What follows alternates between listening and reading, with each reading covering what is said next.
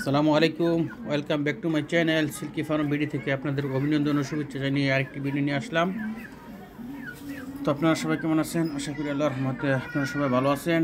আমিও আল্লাহর রহমতে আপনাদের দুয়ার বরকতে আমার ফ্যামিলি বাচ্চা কাচ্চা নিয়ে সবাই ভালো আছি, আলহামদুলিল্লাহ সুম্মা আলহামদুলিল্লাহ। তো আজকে একটা ভিডিও নিয়ে আসলাম। এটি হচ্ছে হোয়াইট আমেরিকান সিল্কি। দেখেন, এই যে হোয়াইট আমেরিকান সিল্কি, মার্শাল্লাহ মুরগিগুলো দেখেন কিউট।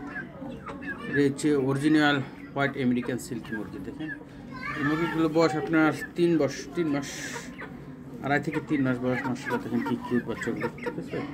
তো আজকে আপনাদের সামনে কিছু কথা বলবো রোগ বিষয়, ওষুধ, পালন পদ্ধতি এই মুরগির সম্পর্কে। তো এই পালন পদ্ধতি খুবই সহজ হয়, এটা দেশি মুরগির চেয়ে বেটার মনে হয়, ঠিক আছে। এটা পালন করার কোনো সমস্যা হয় না। আপনি এটা খাঁচাবন্দি করে পালতে পারেন, ভদ্রভাবে পালতে পারেন বা ছেড়ে পালতে পারেন, আপনার ইচ্ছা। তবে খাঁচাবন্দি করে পারলে, অল্প হলে 2-1টা খাঁচাবন্দি করে ভালো হয়, তাহলে লোমগুলো মাশাআল্লাহ স্বচ্ছ থাকে। দেখেন আমার মুরগিগুলো একটু লোমগুলো হয়ে গেছে। আমি তো ছেড়ে পালি, তো ময়লা টয়লা খাবার দাবারই লাগে কারণে পা থেকে পরে এগুলো। তো ছেড়ে পালতে পারেন, অসুবিধা নেই। ছেড়ে পেলে আপনারা তুষ ব্যবহার করবেন। ফ্লোরের মধ্যে আমি যে তুষ পাইতেছি না, আমি বালি দিয়ে দিয়েছিলাম, তো এই অবস্থা হচ্ছে। বালির দাগ একটু কালার চেঞ্জ হয়ে গেছে। আমি এই বাচ্চাটি যে গোসল করাইছিলাম ওই দিন, তোমার সাথে একটু কিউট হয়ে গেছে। এটা গোসল করতে পারিনি সময়ের অভাবে, বিজনেস ব্যস্ততার কারণে পারিনি।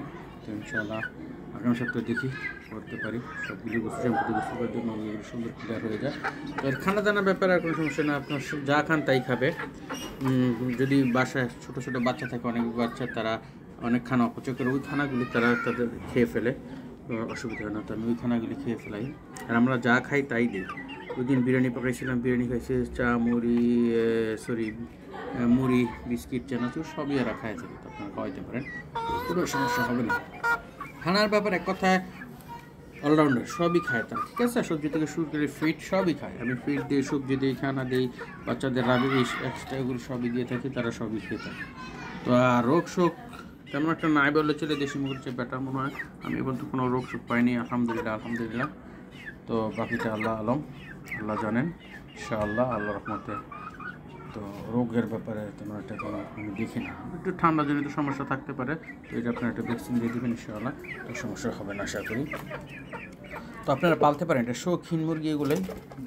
তো আপনারা পালতে পারেন ভাই, কোনো সমস্যা নেই। 1 জোড়া 2 জোড়া নিয়ে স্টার্ট করতে পারেন, এটা একটা ভালো।